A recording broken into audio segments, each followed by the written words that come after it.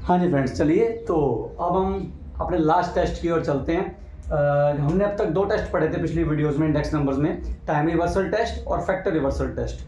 ये टेस्ट रह गया था जिसका नाम है सर्कुलर टेस्ट। आइए इसको देखते हैं क्या चीज़ है। ठीक है, ये जो टेस्ट है ये हमारा 2 टाइम पीरियड्स की बजाय 3 टाइम पीरियड से रिलेट करता है।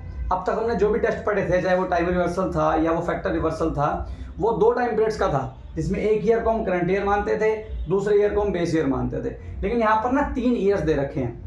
मान लीजिए वो 2010, 2011 और 2012 है। अब देखते हैं टेस्ट है क्या। चलिए, तो 2010 को मैंने ईयर 0 कह दिया, 2011 को मैंने ईयर 1 कह दिया और 2012 को मैंने ईयर 2 कह दिया। ठीक है, तो यहाँ मैं करूँगा क्या, यहाँ मैं 3 तरह के इंडेक्स निकालूंगा, यानी 3 इंडेक्स निकालूंगा। ठीक है, कौन कौन से? सबसे पहले तो मैं इंडेक्स निकालूंगा ईयर 1 का, यानी कि 2011 का। 2011 का निकालूंगा 2010 को बेस मान के। ठीक है जी, 11 का निकालूंगा 10 को बेस मान के और उसको बोल दूंगा P01। ठीक है ना, क्योंकि मेरा 2011 ईयर 1 है, 2010 ईयर 0 है, तो इसका मतलब मैं ईयर 1 का निकाल रहा हूँ और 0 को बेस मान रहा हूँ। तो उसको हम डिनोट करते हैं इस तरीके से P01, यानी कि मैंने ईयर 1 का निकाला और 0 को बेस माना। ठीक है, उसके बाद मैं इंडेक्स निकालूंगा 2012 का और बेस मानूंगा 2011 को, यानी इस ईयर का निकालूंगा और इसको बेस मानूंगा। ठीक है, और 2012 को मैंने ईयर 2 कहा है, 2011 को ईयर 1 कहा है, इसका मतलब मैं ईयर 2 का निकाल रहा हूँ ईयर 1 को बेस मान के। ठीक है, तो उसका ऑर्डिनेशन ये होगा P12, यानी यहाँ मैं क्या दिखाना चाह रहा हूँ कि मैंने प्राइस इंडेक्स निकाला ईयर 2 का ईयर 1 को बेस मान के। ईयर 2 2012 है, ईयर 1 11 है, इसका मतलब मैंने 12 का निकाला 11 को बेस मान के। ठीक, फिर लास्ट चीज, मैं इंडेक्स निकालूंगा 2010 का, 2010 का 2012 को बेस मान के, यानी इसका निकालूंगा और इसको बेस मानूंगा। इसका मतलब मैं ईयर 0 का निकाल रहा हूं, क्योंकि 2010 मेरा ईयर 0 है एग्जांपल में, और 2012 मेरा ईयर 2 है। इसका मतलब मैं ईयर 0 का निकाल रहा हूं और ईयर 2 को बेस मान रहा हूं। तो उसको कैसे लिखोगे? उसको ऐसे लिखोगे, जिसका निकालते हैं उसको बाद में लिखते हैं, जिसको बेस बनाते हैं उसको पहले लिखते हैं। तो यहाँ मैं 2010 का निकाल रहा हूँ, 12 को बेस मान रहा हूँ, तो 0 का निकाल रहा हूँ, 2 को बेस मान रहा हूँ, तो 2 पहले लिखोगे, 0 बाद में लिखोगे। इसका मतलब price index of year 0 with base year है सेकंड ईयर। ठीक है, यानी कि ईयर 2 बेसिकली। तो चलिए, ये 3 इंडेक्स मैं निकालूंगा। अब सर्कुलर टेस्ट की कंडीशन ये होती है कि जो आपके 3 इंडेक्स आएंगे P01, P12 और P20, जब आप इन तीनों को मल्टीप्लाई करो, P01 into P12 into P20, तो इनका प्रोडक्ट 1 बनना चाहिए। अगर 1 बन रहा है तो जिस फॉर्मूले में ये कंडीशन पूरी होती है वो फॉर्मूला सर्कुलर टेस्ट को पास कर जाएगा, और जिस फॉर्मूले में ये कंडीशन पूरी नहीं होती वो फॉर्मूला सर्कुलर टेस्ट में फेल हो जाएगा। ठीक है, यानी कि ये काफी हद तक टाइम रिवर्सल टेस्ट था ना जो हमारा, उसकी सिर्फ एक एक्सटेंशन है, मतलब उसको आगे बढ़ा के बोला हुआ है। वहां 2 ईयर थे, वहां थे ईयर 1 और ईयर 0, तो हमने ये लिया था P01 ले लो और P10 ले लो और वो 1 बनना चाहिए। ये तो हमें बताया था टाइम, सॉरी टी नहीं, क्या बनना चाहिए? 1 बनना चाहिए। ये तो हमें बताया था टाइम रिवर्सल टेस्ट ने। टाइम रिवर्सल टेस्ट कहता था कि P01 और P10 का प्रोडक्ट अगर 1 बन जाए तो फॉर्मूला उस टेस्ट में पास है, वरना फॉर्मूला टाइम रिवर्सल में फेल हो जाता है। तो यहाँ पर ये 2 ईयर नहीं लिए, यहाँ पर हमने 3 ईयर लिए, ईयर 0, ईयर 1, ईयर 2, क्योंकि अब मैं बात कर रहा हूँ सर्कुलर टेस्ट की। ठीक है, तो मुझे करना क्या है, पहले P01 निकालना है, यानी कि ईयर 1 का इंडेक्स निकालना है 0 को बेस मान के, फिर P12 निकालना है, यानी कि ईयर 2 का इंडेक्स निकालना है 1 को बेस मान के, और फिर P20 निकालना है, मतलब ईयर 0 का निकालना है 2 को बेस मान के। अगर ये इन तीनों का प्रोडक्ट 1 बन गया तो फॉर्मूला पास, वरना फॉर्मूला फेल। अब देखो, इसको हम सर्कुलर टेस्ट क्यों बोलते हैं, यहां से समझ में आएगा। मान लीजिए 2010 ईयर है, ये 2011 है और ये 2012 है। ठीक है, तो पहले मैं क्या कर रहा हूं, 2011 का देखो मैंने क्या किया, सबसे पहले 11 का इंडेक्स निकाला 10 को बेस मान के, ये रहा 11, इसका इंडेक्स निकाल रहा हूं 10 को बेस मान के, और इसको मैं क्या बोल रहा हूं, P01। ठीक है जी, ये बोला मैंने P01। 2011 का इंडेक्स 2010 को बेस मान के निकाला तो क्या बोला, P01, ये मैंने लिख दिया P01। ठीक है, फिर मैंने निकाला था 2012 का इंडेक्स 11 को बेस मान के, तो ये रहा 12 और ये रहा 11, मतलब मैं इसका इंडेक्स निकाल रहा हूं, इसको बेस मान रहा हूं, तो इसको मैंने डिनोट कर दिया था P12 से। देखो P12, यहां भी क्या लिखा है, P12। ठीक है, फिर मैंने 2010 का इंडेक्स निकाला था 12 को बेस मान के, यानी इसका इंडेक्स निकाला था इसको बेस मान के, इसका इंडेक्स निकाला इसको बेस मान के, तो इसको मैंने बोला था P20, तो मैंने यहां लिख दिया P20। ठीक, तो ये सर्कुलर टेस्ट क्यों है, क्योंकि जहां से मैंने स्टार्ट किया था, सबसे पहले देखो मैंने 11 का इंडेक्स निकाला था और 10 को बेस माना था, तो जहां से मैंने स्टार्ट किया था 2010 को जिसको बेस माना था, लास्ट में मैंने 2010 का इंडेक्स निकाल दिया लास्ट ईयर को बेस मान के, यानी वो सर्कल घूम के अपने आप उसी जगह पे वापस आ गया जहां से शुरू हुआ था। दैट्स वाई इसको हम क्या बोलते हैं, सर्कुलर टेस्ट बोलते हैं। ठीक है, चलिए अब कंडीशन आपको पता ही है, अगर ये कंडीशन पूरी हो जाएगी तो फॉर्मूला पास है, वरना फॉर्मूला फेल है। अब इस कंडीशन को चेक करने के लिए मतलब मुझे 3 वैल्यूज चाहिए, P01, P12 और P20। ये P01 तो आपको पता है हर फॉर्मूले में जो हम नॉर्मल प्राइस इंडेक्स निकालते हैं वो किसका फॉर्मूला होता है, ऑफ कोर्स वो P01 का फॉर्मूला होता है जो हम नॉर्मली प्राइस इंडेक्स निकालते हैं। तो P01 तो आपको पता होगा, ठीक है। लाइक लेस्पेयर के केस में P01 क्या होता है, sigma P1 Q0 upon sigma P0 Q0 into 100 हम नहीं लेंगे क्योंकि टेस्ट की बात कर रहे हैं, तो 100 को हटा रहा हूं। तो लेस्पेयर का P01 का फॉर्मूला क्या होता है लेस्पेयर के केस में, ये होता है, ठीक है। पाशे के केस में क्या होता है, पाशे के केस में ये होता है, ठीक है ना। तो जो भी हमने फॉर्मूलास पढ़ रखे हैं इंडेक्स नंबर्स के वो सभी P01 के पढ़ रखे हैं। तो P01 तो आपको पता ही है हर फॉर्मूले में।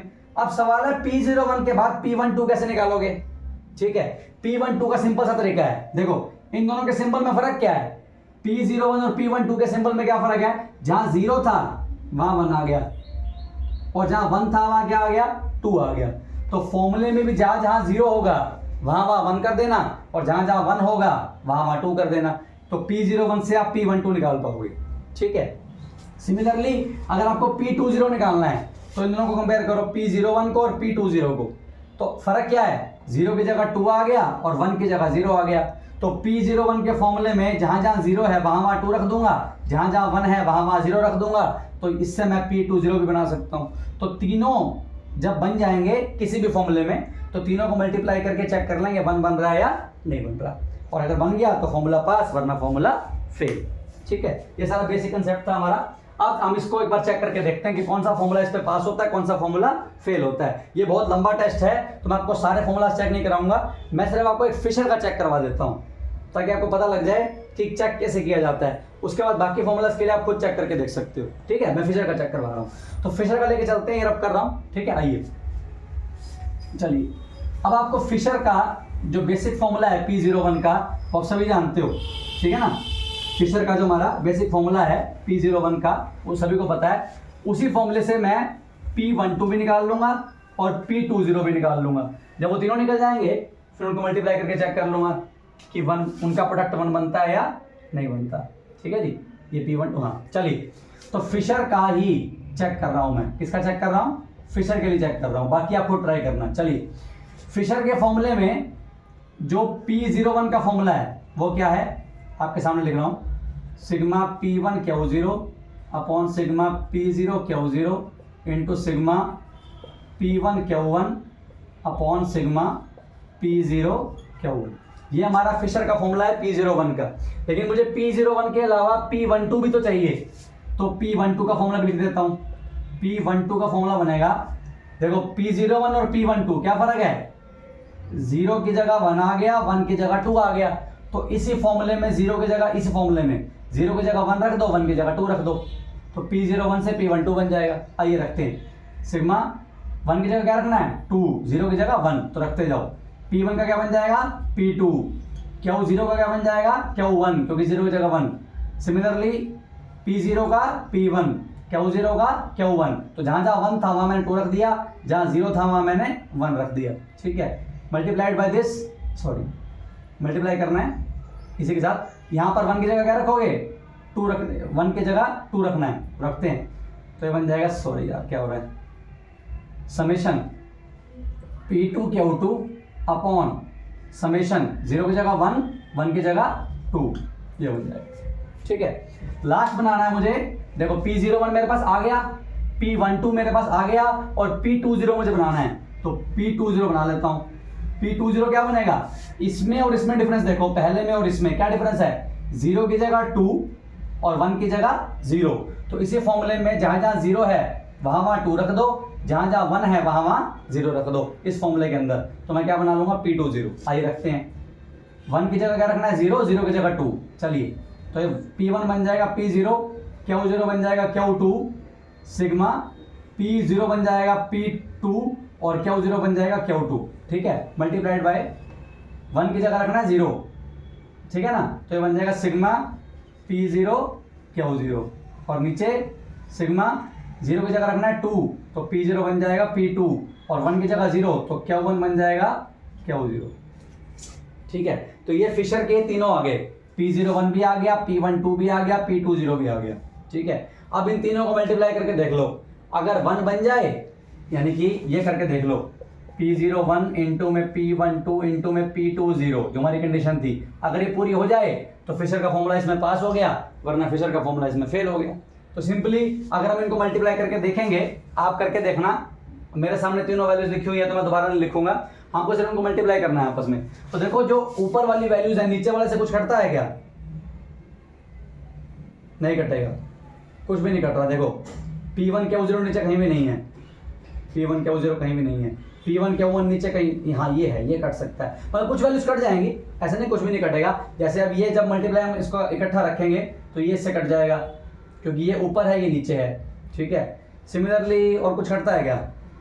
चलिए वो सब आप देख लेना, जो जो कट रहा है वो काट देना, जैसे ये कट रहा है P0 Q0 ये कट जाएगा और कुछ नहीं, तो जो भी कटेगा, लेकिन सारे नहीं कटेंगे, कहने का भाव ये है। और अगर सारे नहीं कटेंगे तो ये कभी भी मल्टीप्लाई करने के बाद 1 नहीं बनेगा। इसका मतलब जो फिशर का फॉर्मूला है वो सर्कुलर टेस्ट में क्या हो जाता है? फेल हो जाता है। ठीक है जी, अब आपको याद होगा फिशर के फॉर्मूले ने टाइम रिवर्सल टेस्ट को भी पास किया था, फैक्टर रिवर्सल टेस्ट को भी पास किया था, लेकिन फिशर का फॉर्मूला सर्कुलर टेस्ट को पास नहीं कर पाया। तो एक सवाल उठता है कि सर्कुलर टेस्ट को कोई फॉर्मूला पास करता भी है कि नहीं करता? जी हाँ, बिल्कुल करता है। सर्कुलर टेस्ट को जो पास करता है वो फॉर्मूला है सिंपल एग्रीगेटिव इंडेक्स। याद है हमने सबसे पहले सिंपल एग्रीगेटिव इंडेक्स ही पढ़ा था, फर्स्ट मेथड जो है इंडेक्स नंबर निकालने का, सिंपल एग्रीगेटिव मेथड, वो इस टेस्ट को पास करता है। इसके अलावा 2-3 फॉर्मूलाज और भी हैं जिनके नाम मैं आपको बता देता हूँ। जैसे हम इंडेक्स नंबर निकालते हैं सिंपल जीएम के बेस पे, यानी कि ज्योमेट्रिक मीन, सिंपल जीएम वाला, वेटेड वाला नहीं, सिंपल वाला, या फिर सिंपल एग्रीगेटिव वाला, या वेटेड एग्रीगेटिव फॉर्मूलाज में जिसमें फिक्स वेट्स होते हैं, फिक्स वेट्स, वो सब इसको पास करते हैं, अदरवाइज कोई भी इसको पास नहीं करता। तो सर्कुलर टेस्ट में तो फिशर भी फेल हो गया। ठीक है, लेकिन एक चीज आपको और बतानी है, अब आप खुद देखो, केवल फिशर टेस्ट ही एक ऐसा टेस्ट है, ठीक है, जो 3 में से, यानी कि टाइम रिवर्सल टेस्ट में से, फैक्टर रिवर्सल टेस्ट में से और सर्कुलर टेस्ट में से 3 में से 2 को पास करता है। हो सकता है कोई और फॉर्मूला भी हो, पर हमारी नजर में फिशर ही है। तो इसलिए हम कहते हैं कि भाई 3 में से 2 टेस्ट में तो ये पास हो रहा है ना, बाकी तो 2 में भी नहीं हो रहे, तो इसलिए हम क्या बोलते हैं कि जो फिशर का इंडेक्स है वो हमारे लिए आइडियल इंडेक्स है। यानी कि अगर आपको कंफ्यूजन हो, ठीक है, सॉरी कंफ्यूजन नहीं, मतलब अगर आपको किसी को बताना हो कि आपके लिए बेस्ट फॉर्मूला जो अब तक का है, अब तक के टेस्ट के ऊपर परखा हुआ जो फॉर्मूला, बेस्ट फॉर्मूला है, वो फिशर का फॉर्मूला है, क्योंकि वो 3 में से 2 टेस्ट को पास करता है। तो अगर आपको पेपर में कह दे कि आइडियल इंडेक्स नंबर निकालो, तो आइडियल इंडेक्स नंबर जनरली कौन सा होगा? फिशर होगा। हमेशा नहीं कह सकते, क्योंकि हमेशा देखो वो क्वेश्चन के सिचुएशन पर डिपेंड करेगा, ठीक है, क्योंकि आइडियल डाटा के अकॉर्डिंग भी हो सकता है, लेकिन नॉर्मली जब हम वर्ड यूज करते हैं आइडियल इंडेक्स नंबर, तो हमारा मतलब होता है फिशर्स इंडेक्स, फिशर का इंडेक्स माना जाता है आइडियल इंडेक्स नंबर। ठीक है, चलिए बाकी सारा आप ट्राई कर सकते हैं, टेस्ट कर सकते हैं सर्कुलर टेस्ट के ऊपर, बाकी फॉर्मूलाज को, लेक्सपेयर को टेस्ट कर सकते हैं, पास्चर को भी करके देख सकते हैं, और जो इसको सेटिस्फाई कर रहे हैं उनको भी करके देख सकते हैं। ठीक है, तो जो जो इस टेस्ट में पास होगा, मतलब जो फॉर्मूला इस कंडीशन को पूरा करेगा वो टेस्ट में पास हो जाएगा, वरना सारे फेल हो जाएंगे। ठीक है, चलिए आई होप आपको क्लियर हो गया होगा सर्कुलर टेस्ट भी। ठीक है, कोई डाउट हो तो प्लीज कमेंट कीजिए, लाइक कीजिए, शेयर कीजिए, सब्सक्राइब कीजिए। Thank you so much.